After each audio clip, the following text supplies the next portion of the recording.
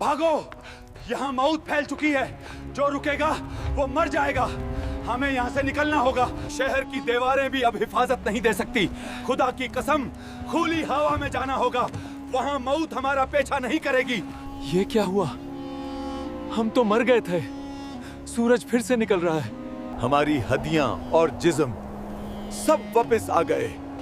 ये खुदा का कोई मौजज़ा है। कुरान करीम की एक आयत है, क्या तुमने उन लोगों को नहीं देखा जो मौत के खौफ से हज़ारों की तादाद में अपने घरों से निकल भागे थे?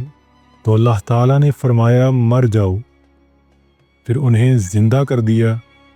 बेशक अल्लाह लोगों पर फजल करने वाला है, लेकिन अक्सर लोग शुक्र अदा नहीं करते। जब मैंने ये आयत पढ़ी तो दिल में बहुत से सवाल उठे।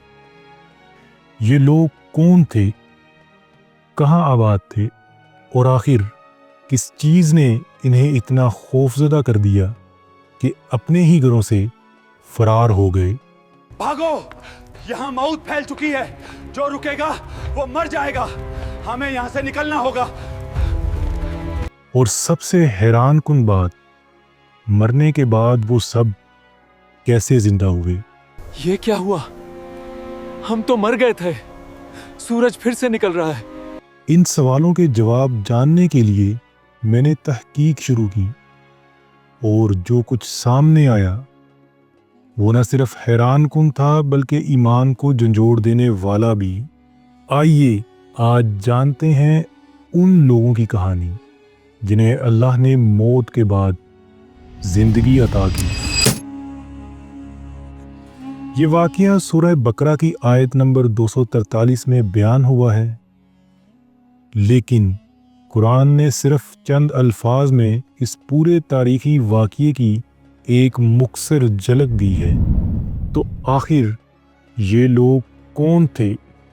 इस सवाल का जवाब जानने के लिए जब मैंने मुख्तलिफ कुतुब का मुतालिया किया तो मालूम हुआ ये लोग बनी इसराइल के एक कबीले से ताल्लुक़ रखते थे।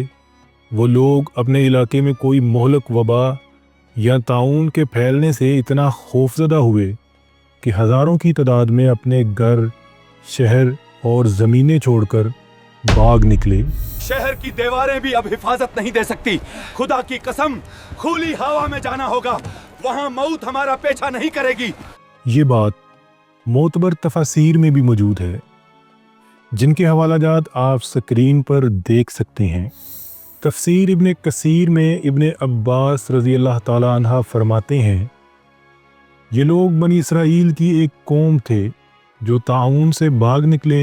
इनकी तादाद हज़ारों में थी।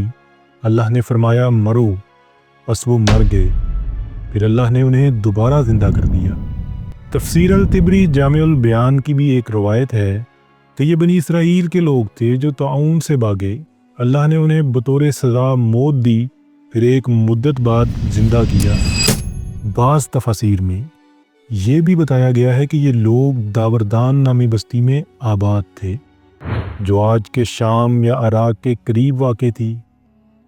तफसीर अल-कर्तबी की रवायत है, ये दावरदान नामी बस्ती के रहने वाले थे। इनकी तादाद 70,000 थी और ये सब बनी इसराइल में से थे। वो ताउन से भागे तो अल्लाह ने उन्हें मार दिया, फिर ज़िंदा किया।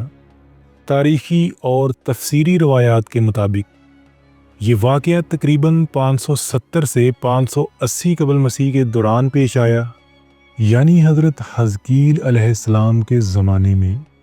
ये क्या हुआ? हम तो मर गए थे, सूरज फिर से निकल रहा है। हमारी हड्डियां और जिस्म सब वापस आ गए। ये खुदा का कोई मौजज़ा है। तफसीर मज़हरी की रवायत है, ये कौम बनी इसराइल की थी। जब इनके इलाके में ताउन फैला तो हज़ारों लोग मौत के खौफ से घरों से निकल भागे। अल्लाह ने उन्हें मौत दी, फिर हज़रत हज़कील अलैहिस्सलाम की दुआ से ज़िंदा फरमाया। चूँकि ये वाक़या बनी इसराइल का है, इसलिए इसका ज़िक्र यहूदी सहीफ़ों, बाइबल और हज़रत हज़कील अलैहिस्सलाम की किताब में भी वैली ऑफ ड्राई बोन्स के नाम से कुछ इस तरह मिलता है। एक वादी خشک ہڈیوں سے بھری ہوئی تھی۔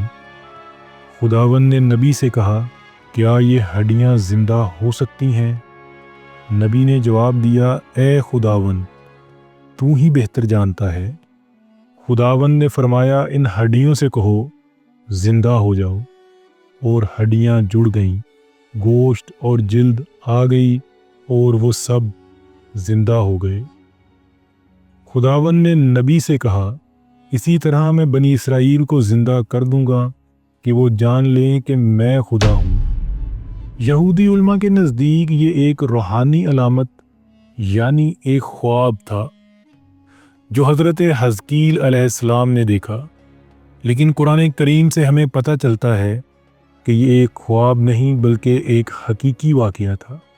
قرآن کہتا ہے، بے شک اللہ لوگوں پر فضل کرنے والا ہے، مگر اکثر لوگ شکر ادا نہیں کرتے۔ یہ واقعہ ہمیں بتاتا ہے کہ موت سے بھاگنے سے زندگی نہیں ملتی، چاہے انسان ہزاروں ہوں، ٹیکنالوجی ہو، دوائیاں ہوں، مگر زندگی اور موت صرف اللہ کے حکم سے ہے۔ ہم کتنے بے بس ہیں، موت سے فرار ممکن نہیں۔ اصل زندگی تو وہ ہے جو خدا کے ڈر سے جڑی ہو۔ آج بھی انسان موت سے بھاگتا ہے، کبھی بیماری سے، کبھی جنگ سے، کبھی خوف سے، مگر آخرکار وہ اسی حقیقت کے سامنے کھڑا ہوتا ہے جس سے بھاگ رہا تھا۔ یہ واقعہ ہمیں یاد دلاتا ہے کہ اللہ جسے چاہے موت دے اور جسے چاہے موت کے بعد زندگی عطا کرے۔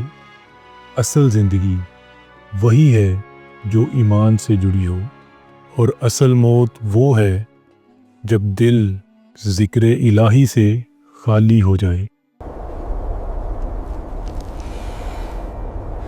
Never forget subscribe.